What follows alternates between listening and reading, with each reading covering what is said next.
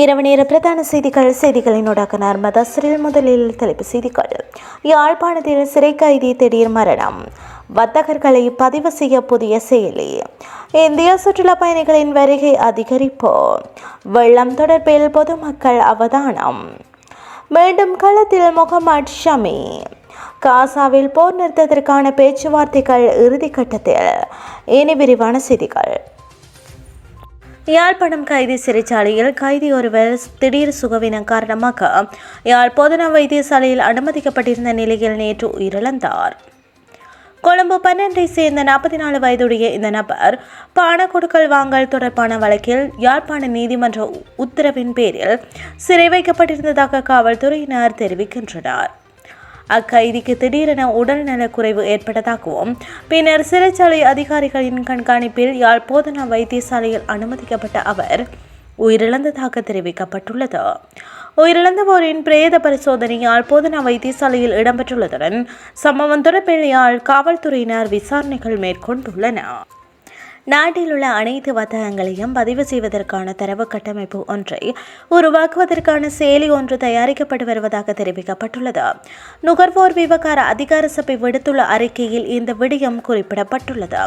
2003ஆம் ஆண்டு 9ஆம் இலக்க நுகர்வோர் விவகார அதிகார சபை சட்டத்தின் 27வது பிரிவுக்கு அமைய அனைத்து வர்த்தகர்களும் பதிவு செய்திருக்க வேண்டும். எனினும் கடந்த 2 தசாப்தங்களாக இது உரிய முறையில் முன்னெடுக்கப்படவில்லை என நுகர்வோர் விவகார அதிகார சபை குறிப்பிட்டுள்ளது. இந்தியாவிலிருந்து நாட்டுக்கு வருகை தரும் சுற்றுலா பயணிகளின் எண்ணிக்கை தொடர்ந்தும் அதிகரித்து வருவதாக சுற்றுலா அபிவிருத்தி அதிகார சபை தெரிவித்துள்ளது. இதன்படி இந்த மாதத்தின் கடந்த 2 வாரங்களில் மாத்திரம் 16,383 இந்திய சுற்றுலா பயணிகள் நாட்டுக்கு வருகை தந்துள்ளனர். அத்துடன் குறித்த காலப்பகுதியில் பிரித்தானியாவில் இருந்து 10,743 பேரும், சீனாவிலிருந்து 6,832 பேரும், இத்தாலியில் இருந்து 1,470 பேரும் இலங்கைக்கு பிரவேசித்துள்ளனர். சுற்றுலா பயணிகள் வருகை அதிகரிக்கும் முகமாக நாட்டின் சுற்றுலா தலங்களை மேம்படுத்தும் நோக்கில் பல வேலை திட்டங்கள் முன்னெடுத்து வருகின்றமை குறிப்பிடத்தக்கது. நிலவும் மழையூடான வானிலை காரணமாக ஆறுகளின் நீர்மட்டம் அதிகரித்துள்ளதாக நீர்ப்பாசன திணைக்களம் தெரிவித்துள்ளது. இதன்படி களுகங்கை, மகுரு கங்கை, ஜீன் கங்கை ஆகியவற்றின் நீர்மட்டம் அதிகரித்து வருகின்றன. அத்துடன் குடாகங்கையில் சிறிய அளவிலான வெள்ளப்பெருக்கு ஏற்படுவதற்கான சாத்தியம் நிலவுவதாக அந்த திணைக்களம் தெரிவித்துள்ளது.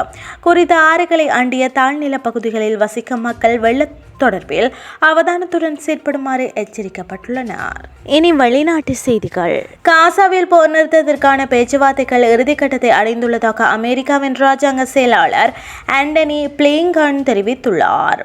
உத்தியோகபூர்வ விஜயம் ஒன்றை மேற்கொண்ட அமெரிக்காவின் ராஜாங்க செயலாளர் ஆண்டனி பிளிங்கன் இஸ்ரேலுக்கு சென்றுள்ளார்.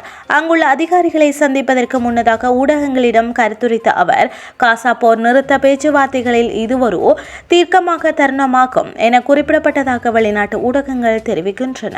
பயண கைதிகளை விடுவிப்பதற்கும் அனுமதி மற்றும் பாதுகாப்பை நிலைநிறுத்துவதற்கும் இதுவே கடைசி வாய்ப்பாகும் என அவர் ஆண்டனி பிளிங் குறிப்பிட்டுள்ளார். இனி விளையாட்டு செய்திகள். கணுகால் அறுவை சிகிச்சைக்கு பின்னர் இந்திய வேகப்பந்து வீச்சாளர் முகமது ஷமி ரஞ்சி கிண்ணத்தொடரில் விளையாடுவதற்கு வாய்ப்புள்ளதாக தெரிவிக்கப்படுகின்றது. அத்துடன் அவர் நியூசிலாந்து அணிக்கு எதிரான டெஸ்ட் தொடரில் இந்திய அணியுடன் இணைவார் எனவும் குறிப்பிடப்படுகின்றது. அக்டோபர் மாதத்தின் நடுப்பகுதியில் இடம்பெறும் ரஞ்சி கிண்ணத்தொடரில் அவர் பங்கேற்பார் என அறிய முடிவதாக இந்திய ஊடகம் ஒன்று செய்தி வெளியிட்டுள்ளது. இத்துடன் செய்திகள் யாவும் நிறைவடைகின்றது. அடுத்த மணித்தியான செய்திகளை காலை 8:30க்கு எதிர்பாருங்கள்.